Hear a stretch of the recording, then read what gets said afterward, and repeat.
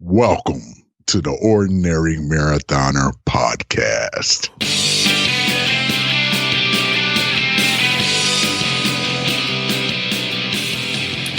Hello and welcome to the Ordinary Marathoner Podcast. My name is Coach Scott. I'll be your host today. It is Wednesday, July 8th. Hope you guys are having a good week so far. A little midweek podcast for you. Just had a little bit of issues earlier this week, but we're through it. I'm hoping that we can wrangle June Walker onto the podcast towards the end here. We'll see if we can get that done. And if so, we'll just add it to the end of today's podcast and seeing how she's doing.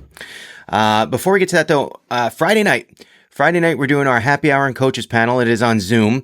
You can get the Zoom link on our Facebook discussion group. It's called Ordinary Marathoners. Add yourself to that group and we'll put the link there. Unfortunately, we can't just blast that link out everywhere. It's not a good idea. People show up and do things on your Zoom call that you don't like. So that's where the link is. If you want the link, reach out to me. I'd be happy to send it to you. Otherwise, or just meet us there at 7:30 p.m. Eastern time. Friday night on Zoom with our team dietitian, Allison Knott. She's awesome. She's there to take your questions on diet and nutrition when it comes to training and race day and all that good stuff. She's a wealth of knowledge, and she always it's great that she can be there for us. I think she may have a little bit of announcement of some type of deal going on. If you're looking for a dietitian or some kind of advice in that way, I do have to speak to her before we kind of finalize that and announce it on Friday, but I think it's coming. So keep an eye out for that. I hope to see you guys on Friday night. So June Walker was out last week. So she's doing our Couch to 5K program. You can find that program on our website, teamordinary.com. It's in the menu section. Just look for Couch to 5K, download the PDF, and you can sit there and cross it off as you go. I got her days here. They started to cross them off. I missed a few days, but she made it through 2 weeks, and then due to an unfortunate goat-related accident, she lives on a farm. I think it was a goat-related accident. She hurt her back, and she was out for a few days. So, we decided to put her on hold with the Couch to 5K program. And you got to you have to make those decisions for yourself when you're involved in a program like this. If you need help with those decisions, you want to contact me. I'm happy to talk you through it as well. But, if you have an injury, you gotta figure out what the best course of action. Usually it's to go see the doctor. In June's case, she's a little bit stubborn. Stubborn as a goat. No, just kidding. She's a little stubborn sometimes, but I think, she kind of felt like she was going to work through it and the pain would subside, and it did. Midweek last week, the pain subsided. And she rested the full week, although I think she was out there doing some hiking and some farm work during the week, which is good. I mean, as long as she feels good, she was out there doing it. So the question then becomes, all right, you took a week off of the Couch to 5K. You did weeks 1, week 2. You took off week 3. So where do you start? And really, that's the question that you have to kind of ask yourself when you approach one of these things. Is, do I take a step back? Do I redo week 2? Do I start again all the way at week 1? Do I just pick up where I left off at week 3? And you have to try to make an educated guess as to where your fitness is and where you fit into the program. Now, for June, since she did kind of get through half the week and then started feeling better and was still active out there hiking with her dogs and throwing bales of hay, like literally, I recommended her. She just picks up at week 3 and continues from there. And I think that's what we're going to do. Actually, today would be her first run back. So, wish you good luck there, June. I hope to have you at the end of the podcast here. We'll see how that works out. My daughter, Sam, the other day, we were walking and, she says to me, "Dad, you want to go running?" She got like a whole bunch of new clothes from her cousin, her older cousin, and like hand-me-down clothes. And she's like, "Oh, a lot of this was running stuff." So she's like, "Dad, let's go running." She knows I go running all the time, and I think she likes to do things with me, which is cool. Until she actually's out there running, and then it's not. But we So we left the house. Now, if you heard me talk on the podcast before, you know that outside my house when I run, I got to go up a big hill. It's about a quarter mile long. It's maybe like a tenth of a mile from my house to the hill, and then a quarter mile of the hill, and then it kind of flattens out, and maybe you get a little down slope for a little bit. So Sam, we walked out, and I said, let's just walk up the hill as a warm up, and then we'll go. Oh no, we got to start running. So I said, all right, we'll run to the hill and then use the hill as the warm up. So we started running. And she's like a missile. And I'm like, I can't keep up with that. And I wasn't even really planning to run at the time. So I'd just eaten and I'm like, oh, I can't keep up with that. So I start running and she's laughing, Dad, you're so slow. Ha ha ha. And we get to the hill. She made it to the hill. We walked up the hill. The hill is challenging even to walk up, especially like sometimes I'm pushing the stroller with Ellie. It's challenging. We get up the hill and then we start running. And she goes ahead of me and she's running in sprinklers, like they're little, lawn sprinklers, and she's running to cool herself off. It's like 80 degrees, pretty hot. And we make about, I don't know, halfway down the block and she's like, Dad, I'm tired.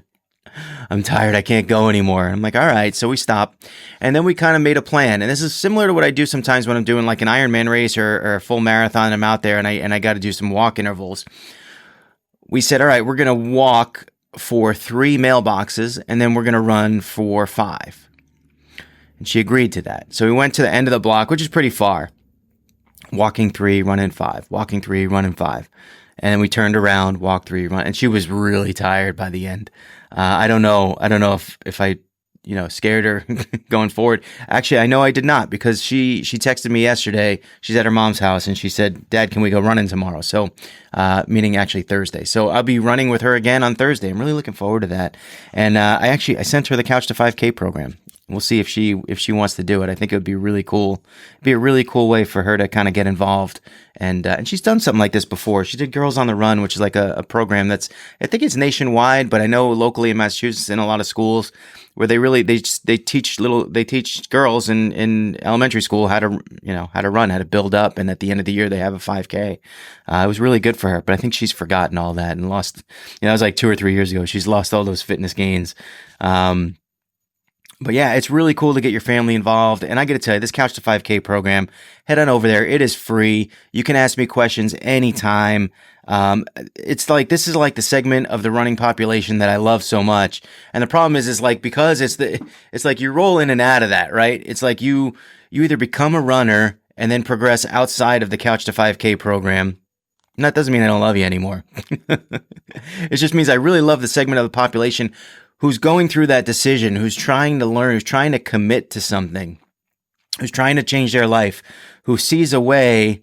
And here's really, how many times did I start running in my 30s, and just start with no plan, and it fizzled out. And I ran a little bit here, a couple days this week, a couple days that week, never really had a plan. And then it backfires and you lose it. You eventually you lose that motivation and you miss a few days or you miss a couple weeks and you're like, I can't do it. And you let it go. And you wonder, like, what am I supposed to do when I go out there? What is expected of me my first day running? What is expected of me? How do I, how realistic is it to increase from literally the couch to running a 5K in a 10-week period of time? Well, here's the blueprint. Go out and do it. And again, I'm here to cheer you on, man.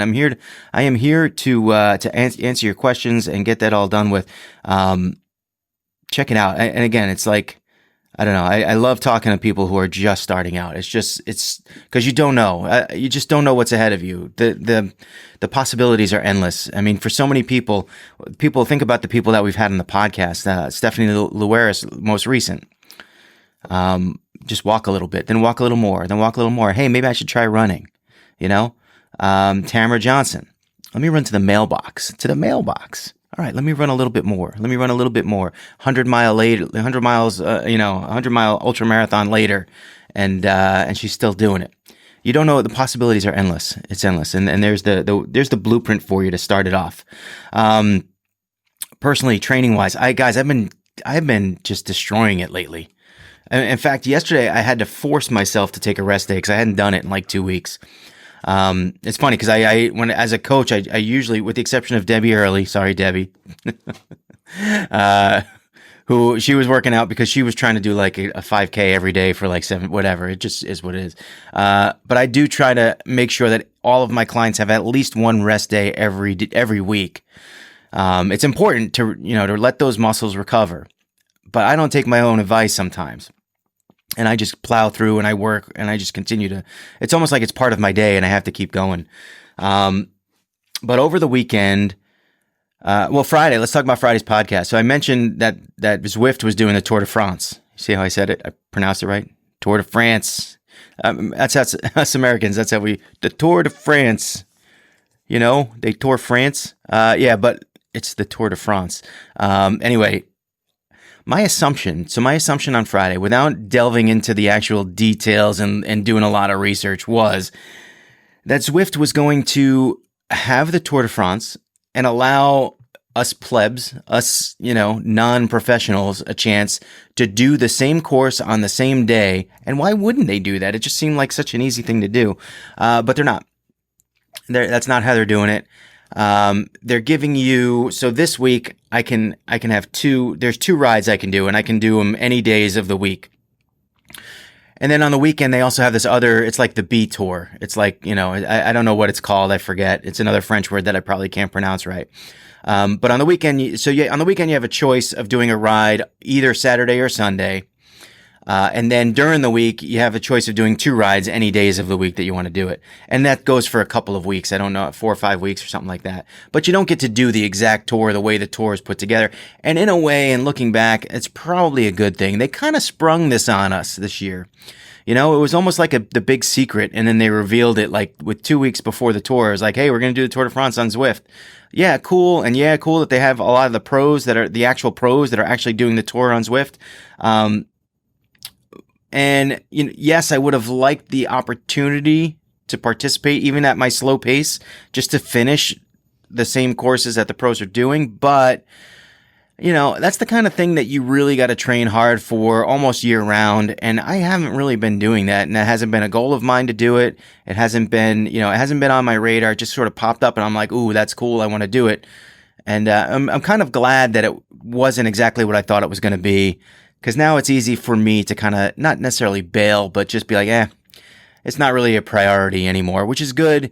I have other things that I have prioritized, and it was confusing me. You could tell by Friday's podcast, just to kind of throw that in there, and then try to juggle like 100 different things that I'm trying to do at once, and not taking rest days, by the way. So what I did was on Saturday. Saturday was July 4th. We had gone away to my sister's house, a 3-hour drive. So 3-hour drive, hanging out in the hot sun, hanging out in the pool with all these kids around and having a good time. Then hopping back in the car, driving back 3 hours. I got home about 9:30, and I wanted to do a bike ride that I had prescribed for one of my clients that she was doing it on Sunday. And what happens is Zwift has all these kind of prefabbed workouts on there. So I prescribed one of these workouts for my client. But the problem is sometimes Zwift's workouts are ridiculously hard. So I like to do them in advance so I know that, hey, this one is doable for this client. This one is not out of the question. It's not something that's way too hard and difficult. Sometimes Zwift does that to you. So I was like, I really want to do this before I just hand it to my client and have her do it, So Saturday night I got home, put my daughter to bed, jumped on the bike, did about a little over an hour of a good workout. It was hard. I worked hard. Wasn't too hard for her. She was going to be able to do it, but it was a hard workout. So I got it done. I felt good about myself, went to bed. Got up the next day. I said, you know what? This little Tour de France thing is really kind of on my mind. My A goal last week, my A workout, my whole, my week was building up towards my long run, which was 8 miles, which for me right now is kind of long. I haven't done 8 miles since last October. So for me, it was going to be challenging, but I was kind of psyched up for it, as you should be, and you should be ready for it and should be in peak condition in order to start working those things and getting them done. But man, this Tour de France thing from Sunday, it destroyed my legs. It was a race, an hour and 20 minutes up mountains and stuff. And I went after it as hard as I could, and it left me in pain. So I decided to push my long run, which I kind of decided this in advance anyway, push my long run to Monday, which I don't normally do. But I had time Monday, and I knew it would be able to get done. And I really want to do this Tour de France thing. So I pushed it forward. Now I woke up Monday, and my legs were destroyed. They were just from the 2 bike rides of the previous 2 days. I could tell when I woke up, my old man legs were like a little creaky, and my quads were just sore all day. And I'm thinking, man, I got to run 8 miles. All right, I can do that. And all day I'm looking for like an hour and a half to 2 hour window to jump on the treadmill because my daughter's home and whatever, and I can't really go out. So I'm looking for that 2 hour window. It just wasn't presenting itself. It was not, I didn't have a 2 hour time period. One of the reasons why I didn't do the podcast, I didn't have that 2 hour time period to just get on the treadmill and go. And I didn't have it done till like 7 o'clock at night, 6:30, 7 o'clock at night. And honestly, at that point, I didn't hydrate all day. I didn't drink. About 10 minutes before I jumped on the treadmill, I started drinking water. That's the first water I had all day. Dumb. Jumped on the treadmill, and it was just one of those things. I could tell right away, as soon as it started moving, that my legs were sluggish and this was going to be difficult. Now, the sluggishness kind of worked itself through after the first mile or so, and I started pushing myself a little bit, pushing the pace, thinking, all right, I want to kind of match the pace that I did with my 7 mile run 2 weeks before, and maybe even beat that. So I kind of was like trying to press a little bit, and that wasn't a good idea either. And I got to around 5.5 miles, and I'm like, man, this is really hurting me. And I adjusted the speed down. My treadmill started getting a little bit messy. I don't know if you guys ever had this happen, but like I set it for like 5.3 miles an hour, and I'm running, and I could tell like something's wrong with the speed. Like maybe the band is loose or something. And I look up and it's going like 4.6 miles an hour, which is like impossible. And when I push the button to put it back to like 5.3, which is kind of like my recovery pace, when I put it was set to 5.3. So now it's going 5.4, 5.5. But still, when I'm actually running, it's reducing speed. So I don't know, something's broken with it. That's not my excuse as to why I stopped. Really, I stopped because I was exhausted. And you know, it was disappointing because I haven't missed a distance yet in my training, and I hate when I miss a distance. It's like it just throws everything off. My brain I get flustered, and I'm like, damn, I'm off schedule. Now next week I'm supposed to do 9 miles, and it's like, wait, I didn't even do 6 miles. You know, and yeah, I was pushing. You know, it's what is this? And I had a friend of mine call me the other day and say, hey, I had a bad swim today, and it's driving me nuts that I had a bad swim in the morning. And they got up super early in the morning, went swimming, and they just had a bad swim. And and the thing is, and my advice to him was, hey, look, not every workout is great, but sometimes, there's nothing you can do. You can't, it is 9 o'clock in the morning. You can't go back to the pool and redo the workout. It is it is Wednesday morning right now. I can't go back to Monday night and set the treadmill at 5.5 miles and run those last 2.5 miles again, just to make sure that I get that 8 miles done. I can't do that. The opportunity is gone. The workout is done. So your choices are to sit there and lament and whine and be upset over it and obsessed and be like, oh, I'm not, tell yourself that you're not where you want to be, or use it as a learning opportunity. Be thankful that you had that opportunity to go in the water, or for me to go on the treadmill, get those laps and those miles done. It's a workout. It's all working towards your fitness. You're doing something good. You're progressing. It wasn't what you wanted. Well, what went wrong? Now, for me, lots of things. I didn't prioritize this run as I should have. I decided last second I was going to push it off to do a Tour de France thing on the weekend, which destroyed my legs. And really, it just put me at a disadvantage right away. I did not have a plan for what time of day I was going to run. I just said, I'll get a couple hours. I'll get them in when I get it in. No plan. You should have a plan. I was not hydrated. You're doing a long run. You got to be fueled. You got to be hydrated. You got to be ready to go.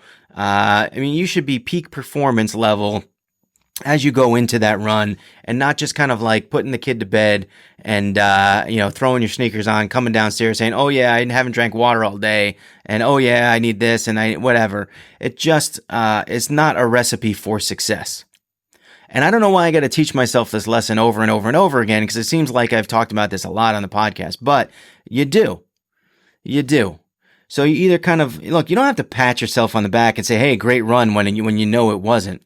But you don't have to sit there and whine and cry about it either. You don't have to sit there and be upset at yourself for a long period of time either. Take it for what it is. It was a 5.5 mile run, which was pretty good for me overall. It's not the greatest. It's not what I wanted. It wasn't my goal, but it was work. And it was work that was positive. It wasn't, it wasn't work that, look, yeah, I was on bad legs, and yeah, I was dehydrated and probably underfueled, but it was still work.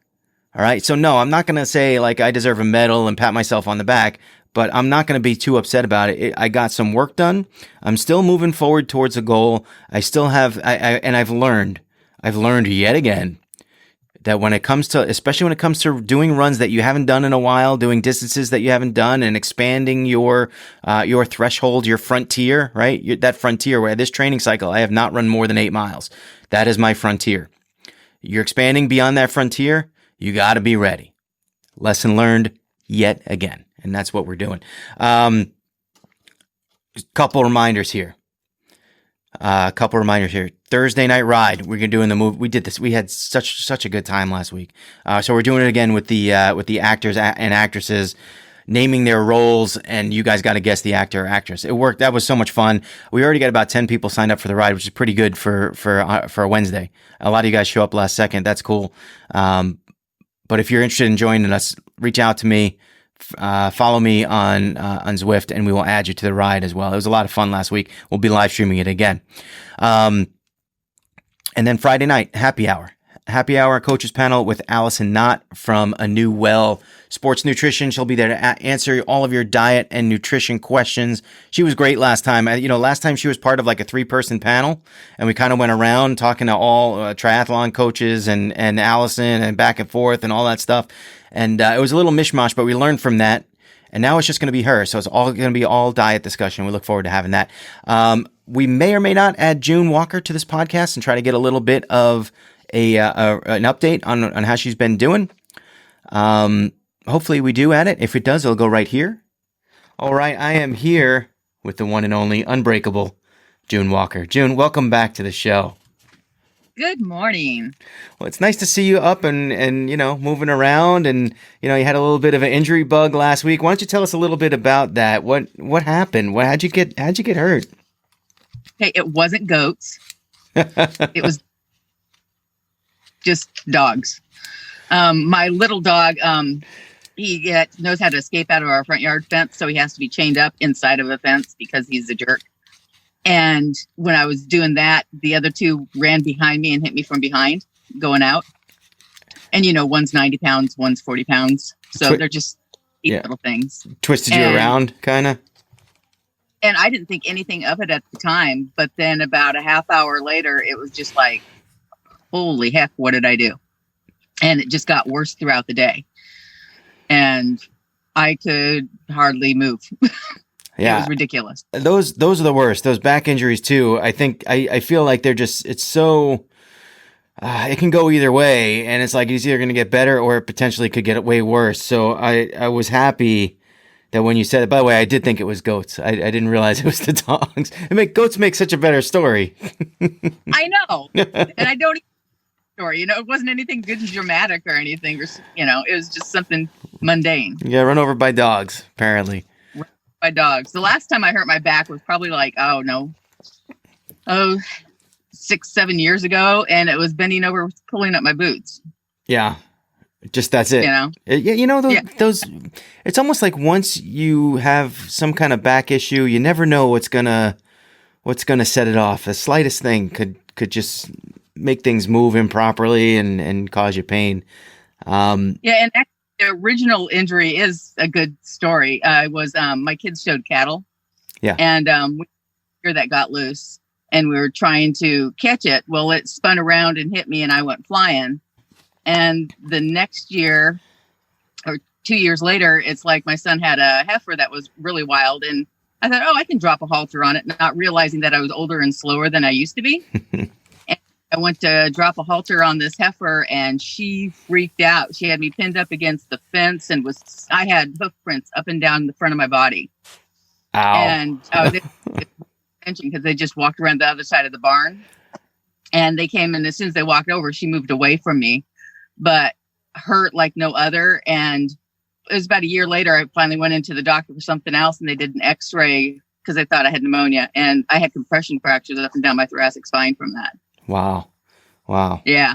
So that was a good one, That's a good story. It wasn't a good story, but no, it was impressive. It was a better farm story. I love your farm stories. Yeah. They're the best. It's like, how else could something happen to June? Oh yeah. Baby goats. into the ortho one time because I'd hurt my shoulder, and he goes, "How'd you do that?" And I was like, "Well, I was putting the halter on the llama," and he's here like, "I've never had a llama accident." Like, yeah. Oh man, June. All right. Well, listen. We did the right thing, I think, this week. We, Yeah. You know, you told me about the injury early on, as soon as it happened, which was good, and we kind of made some adjustments, hoping that it would kind of just go away, but it didn't for the first couple of days. Right. And then, sort of midweek, you started feeling better. It went away. You didn't pick up the training program right away from where you left off, but you did you were able to kind of do some things around the house, and I think you went for a hike or two, and Yeah. I mean, so as soon as you felt better, what were the things that you were doing last week that were sort of, not necessarily training events, but, things like hiking and throwing bales of hay and whatever you were doing out there, to test out that back?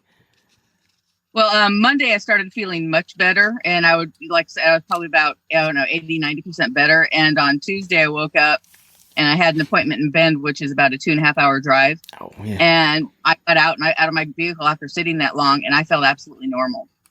Wow. And so on the way, I was able to stop up in the mountains, and I went for a hike. And I live at about 500 feet sea level. And where I stopped was up by the ski lodge, up Willamette Pass, and it's about 5,000 feet. Wow, that's And a lot. 700. So not Jen Bergstrom high, because that's where she lives, but, high for me. And so it was on the trail that I took up to Rosary Lake. It's right off the Pacific Crest Trail. I found it on All Trails, and it's labeled as easy. Uh-oh. And the path is actually, the trail itself is really nice. I mean, there's a couple fallen trees you had to step over, but I mean, it was absolutely gorgeous. Going up, it was a gradual incline. So it wasn't like it was completely steep, most of the way. And you didn't hit switchbacks until the end. And that's when that it's like, oh, well, this isn't going to be fun. But it was really pretty, and getting into the lake was worth it. It was about 3 miles in. And then I turned around. Then there's actually 2 more lakes, Middle and Upper Rosary Lake. And I think I want to hit them next time. But it was later in the afternoon, so I wanted to make sure that I got back to my vehicle well before dark. Yeah, let me ask you. It's amazing. Yeah, go ahead. It seems like you spend a lot of time out on hiking trails and just trails in general. Are you more of a, when it comes to running, is like trail running more something that you want to get into? Or is that more of like what you do? Or is it, was it ever on your radar, or you just like to run on the road? But I know a lot of the trails, they're more technical, and the issue with trail running is that there's definite hard cutoffs, and you don't want to get stuck out there way back in the pack on a trail. Yeah, so, mountain lions and such. Yeah, and I've literally came across mountain lions, just on my regular running route. So yeah. Don't really appreciate. That's why I like my roads. Although someone took a picture a couple years ago with my trail. It's like this little 1.5-mile trail, and there's a black bear like standing in the middle of this little trail. It's in the middle of a town too. So it's like, how did that black bear get there? I don't know. It looked like an old picture. I'm hoping it was really, really old, but I don't know. We'll see. Hopefully we won't see. Hopefully we won't ever have to come across a black bear at all. So, we talked a little bit last week, and we kind of decided to put your training on hold for the week. But then again, here you are doing a whole bunch of, challenging hikes, really. I mean, that elevation is tremendous. So we think you're healthy, and it's kind of weird that you went on that long car ride. It's almost like if I had a back injury, I would fear the car ride, just sitting there the whole time. Yeah. And like, this could be a very bad thing, and I could get out of this vehicle and hardly be able to move. And I wasn't even thinking about it when I got out and I walked in the office, and I was like, oh wait, I feel fine. Yeah.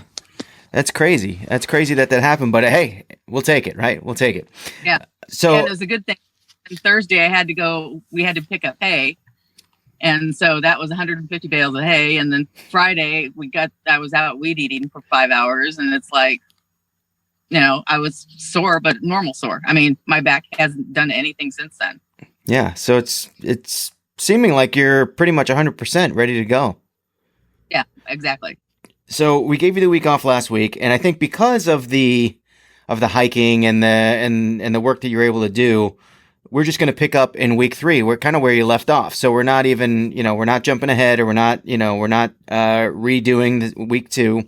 We're just going to try to start off at week 3. And, so Monday would have been active recovery, and Tuesday would have been rest. And then today would be your first run back at it. So are you planning to go out today? Yep. I was going to go this morning, but I was up until 1:00 this morning, just working on stupid stuff. Yeah. Because insomnia. And so I'm already actually dressed, have my running clothes on. So I'll set my alarm to go out about 10:30, 11 o'clock. Yeah. And get work and then go do that. I love the sweatshirt. It says, we'll run for chocolate. It's very funny. And is it cold up there? Because we're like in the middle of a heat wave out here. It's cooler in the morning. Yeah. It'll warm up. I mean, I think this week it's only supposed to be in the 70s, like high 70s. Yeah. So, I mean, it's out. Mm-hmm. Well, I actually have a Team Ordinary shirt on. All right. So do I.